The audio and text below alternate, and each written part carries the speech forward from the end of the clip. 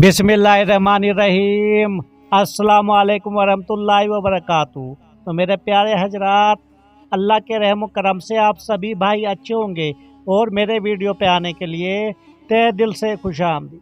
तो मेरे प्यारे हजरात, आज हम आपको ईसाइयों के अकायदे यानी कि ईसाइयों के अकीदे क्या हैं और किस पे वो ईमान लाते हैं और क्या उनका अकीदा है। मेरे प्यारे हजरात, यही आपको समझाने की कोशिश करेंगे। वाक़या बहुत ही अच्छा होने वाला।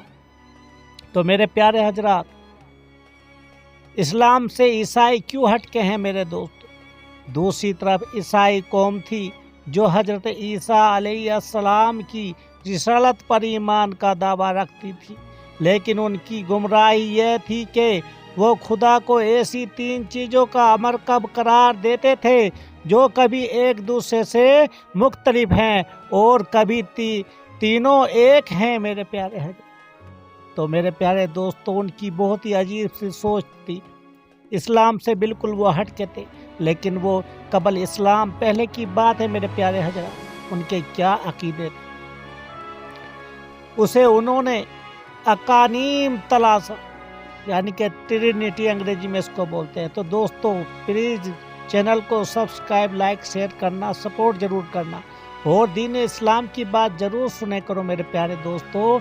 और हाँ, एक बहुत बड़ी मैं आपसे बात कहता हूँ, किसी भी फ़ोटो या इमेज से, मेरा ये वाक़े से कोई भी लेना देना नहीं है मेरे दोस्तों। ये खाली है आपको दिखाने के लिए मैं रखता हूँ फ़ोटो। तो मेरे प्यारे दोस्तों, ट्रिनिटी का नाम दे रखा था। उनके नज़दीक उनमें से एक बाप है जो खालिक है, दूसरा बेटा है जो सबसे पहली मखलूक है और तमाम मखलूक़ात में भी शामिल है, तीसरा रूह अल कदस यानी कि नोली घोस्ट है, जिससे रूहानी कोते मुराद हैं। ईसाइयों का अकीदा है कि बेटे की रूह ने ईसा अलैहिस्सलाम की शक्ल इख्तियार कर ली, जैसा कि जिब्राइल अलैहिस्सलाम कभी कभी बशर की सूरत में ज़ाहिर होते थे। उसी तरह ईसा अलैहिस्सलाम बेग वक्त खुदा के बेटे और बशर हैं। उनकी ज़ात में खुदा की सफ़ात और इंसानी औसाफ जमा हो गए हैं।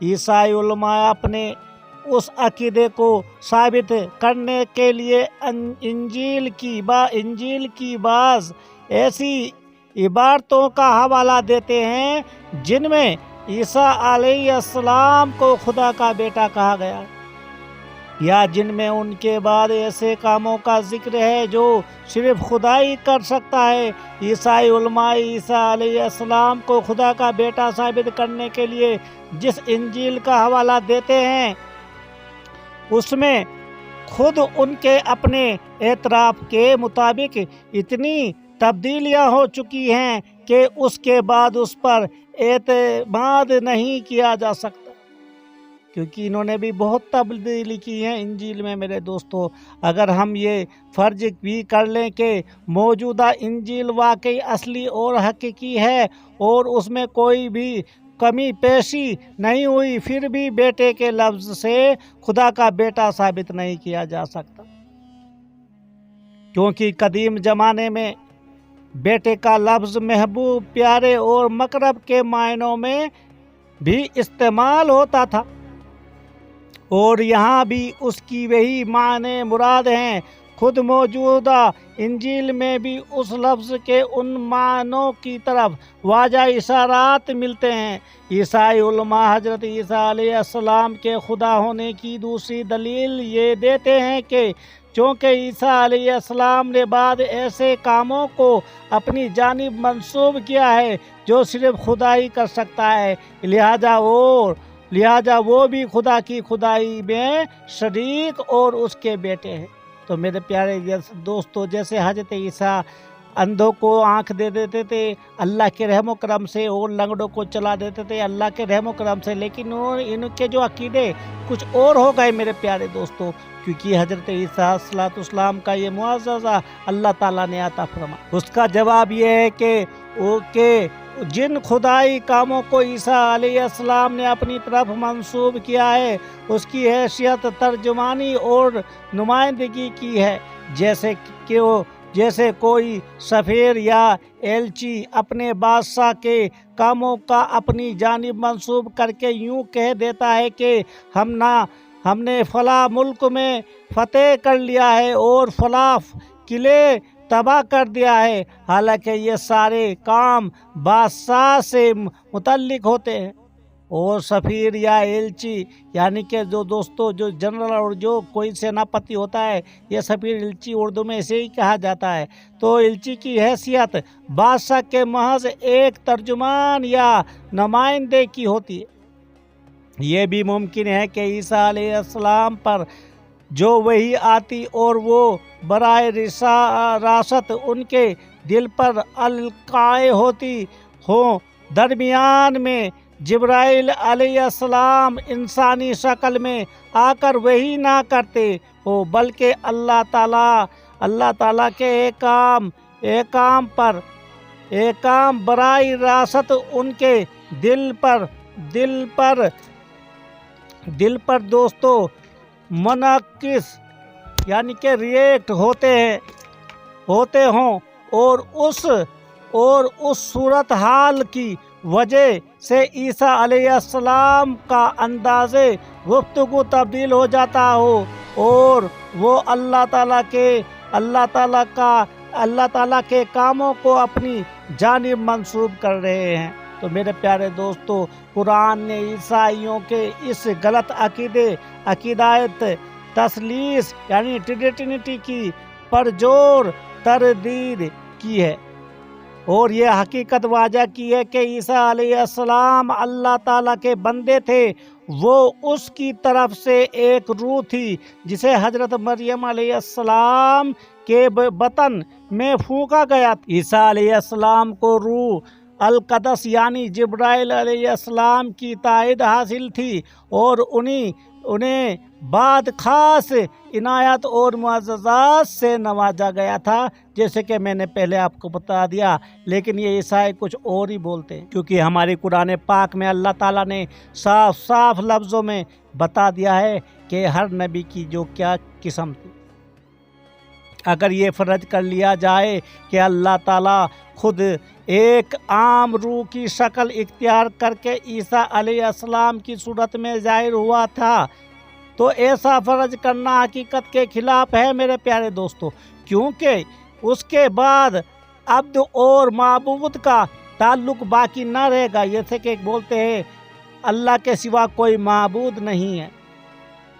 تو میرے پیارے دوستو، ایسے باہمی اتحاد یونین یعنی کا نام بھی نہیں دیا جا سکتا، البتہ اسے تقویم یعنی کہ سٹرکچر یا اس جیسا کوئی اور نام دیا جا سکتا ہے، مگر یہ سب اللہ تعالیٰ کی شان کے خلاف ہے۔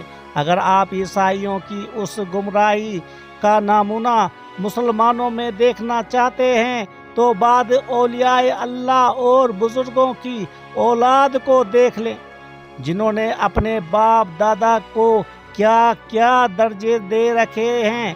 یہ پیر زادے، صاحبزادے اور سجاد نشین اپنے بزرگوں کو خدا تو نہیں کہتے، مگر وہ اپنے بزرگوں کے جو اوصاف بیان کرتے ہیں وہ صرف اللہ تعالیٰ میں پائے جاتے ہیں۔ میرے پیارے دوست، ان قریب ایسے ظالم اپنے انجام کو پہنچیں گے میرے پیارے دوستو، یہ آپ کو پتہ ہے، کیونکہ اللہ شرک برداشت نہیں کرتا۔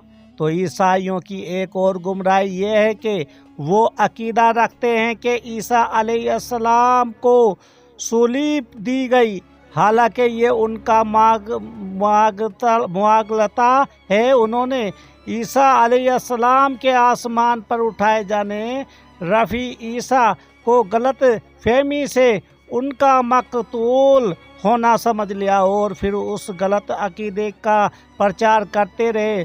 قرآن نے اس بارے میں واضح کیا ہے کہ یہودیوں نے حضرت عیسیٰ علیہ السلام کو نہ تو قتل کیا اور نہ سولی دی، بلکہ وہ اس معاملے میں شبے میں پڑ گئے موجودہ انجیل میں عیسیٰ علیہ السلام کو سولی دیے جانے کے حوالے سے جو کلام خود عیسیٰ علیہ السلام کی جانب منسوب ہے، اس کے یہ معنی ہرگز نہیں ہے کہ ان کو شہید کیا گیا تھا، بلکہ اس سے یہودیوں کی اس ناپاک جسارت کی طرف اشارہ ہے جو انہوں نے اپنے نزدیک حضرت عیسیٰ علیہ السلام سولی دے دی تھی۔ یہ اور بات ہے کہ اللہ تعالیٰ نے عیسیٰ علیہ السلام کو یہودیوں کے شر سے محفوظ رکھا تھا، پھر اسی واقعے سے متعلق عیسیٰ علیہ السلام کو حواریوں کا